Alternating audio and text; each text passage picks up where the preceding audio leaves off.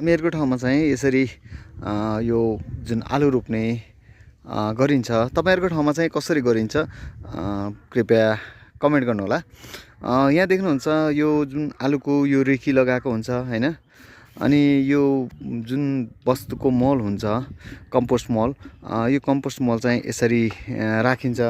अनि यो कम्पोस्ट मल राखिसकेपछि यसको माथि जुन यो जुन कम्पोस्ट मल छ यो कम्पोस्ट मललाई चाहिँ यसरी घेरा हालेर राखिएको हुन्छ।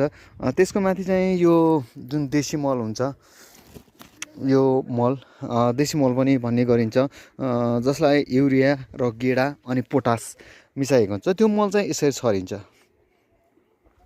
यहाँ देख्न सक्नुहुन्छ यसरी छरिन्छ। अनि यहाँ छरिसकेपछि यसलाई चाहिँ यो माटोले पुरिन्छ। यो पुरिसकेपछि अनि यसमा चाहिँ जुन पुरेको माटो हुन्छ खासै चाहिँ केही दिन राख्नुपर्ने हुन्छ। यो यसको जुन बाफले चाहिँ त्यो आलु नमरोस् भन्नका लागि त्यसरी चाहिँ यो मल यसरी राखेर यहाँ माथि गेडा डिएपी र युरिया अनि पोटास मल हालेर चाहिँ यसलाई माटोले पुरिने गर्छ। यो पुरिसकेपछि त्यसको केही दिनपछि आलु रोप्ने प्रचलन रहेको छ।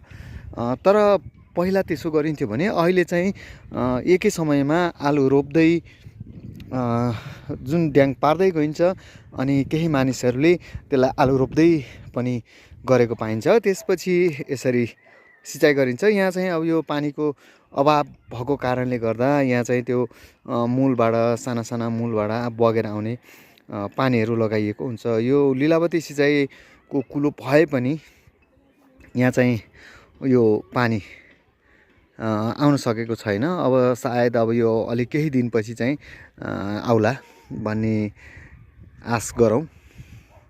यहाँ चाहिँ प्राय सबै मानिसहरू अहिले चाहिँ खेतमा आएको हामी देख्न सक्छौँ। यहाँ सबै आफ्नै उसमा चाहिँ खेतमा यो खेती लगाउनको लागि आइरहेका छन्। कसैका ड्याङ पारिसकेका छन्, कसैको यो ठाउँमा आलु रोपिसकेको छ, कोही यसरी आफ्नो काममा लाग्दैछन्।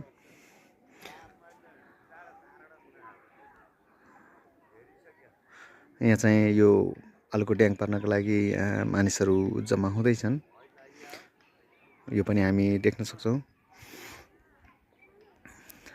यहाँ हामी देख्न सक्छौँ यो गाउँहरू यहाँ छ।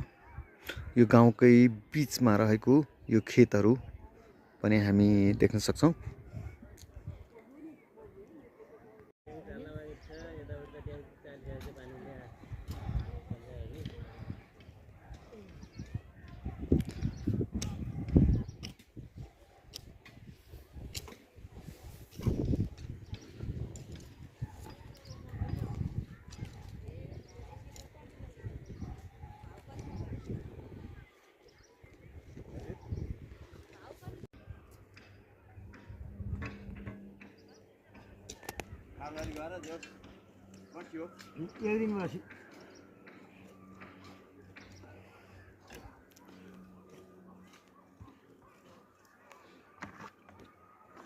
ल घिमिरे दाइ, ल ल ल हान है, हेन बट्टाबाट होइन घिमिरे दाइ। टिकटक है, टिकटक आयो। ल हाम्रो घिमिरे दाइले चाहिँ यहाँ आलुको ड्याङ बनाउँदै हुनुहुन्छ आलु रोप्नको लागि। आलु चाहिँ बनाएको, ड्याङ चाहिँ बनाएको, बेच्ने बेला चाहिँ भाउ 50 होला। 50 आयो त धेरै, त्यही पनि नाउला हुने पिर्छ। लिन त 150 लिनुपर्ने हो। लिन त 150 लिनुपर्ने, तपाईँले त्यति बुझ्यो भन्ने। खेती गर्दैछौँ, शरीरमा झार्ने घडी बेच्नु पर्दैन भाउ। हाम्रो राम्रो फसललाई मर्न पर्यो हो। अनि भने त हो नि, खोइ।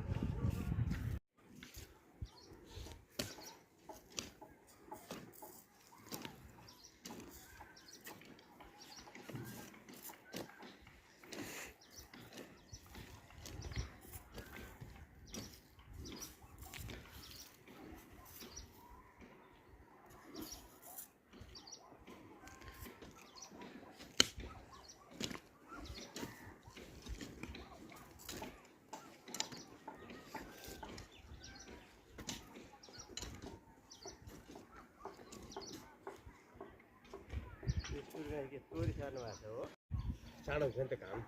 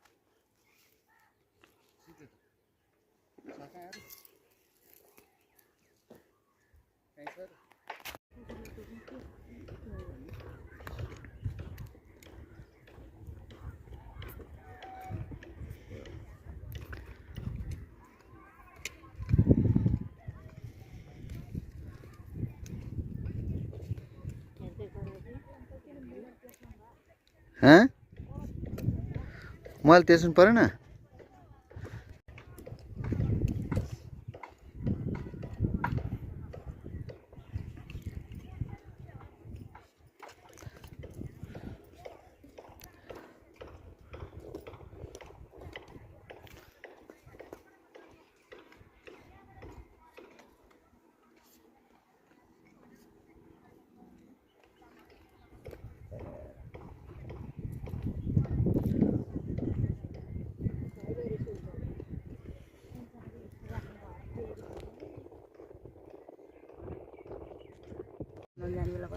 हो र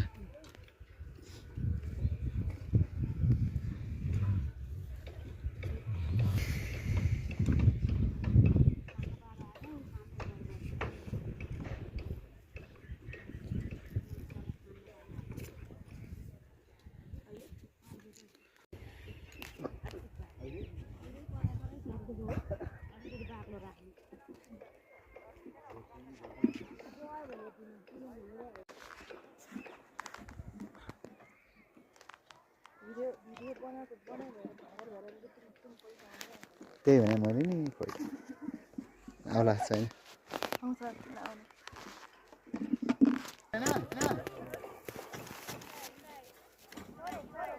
खरो है खरो है खरो कडा कडा कडा कडा कडा टाउका हाल्नु न अरूलाई नि देखाउने कि तपाईँलाई मात्रै देखाउने ऊ बजारमा गएको काम गरेर पैसा कमाइ हुने ऊ ज्याला गर्ने हिँड्दो रहेछ त्यही पनि बढी ज्याला दियो भनेर कत्रो यहाँ हङ्गामा कति भएको रे के रे पैसा धेरै भएको भनेर बढाइदियो साउ भएको भने भने नै यहाँतिर ढलन गरेरै उसैको हो अनि भन्नु परेन तनाव भएन नि मान्छेलाई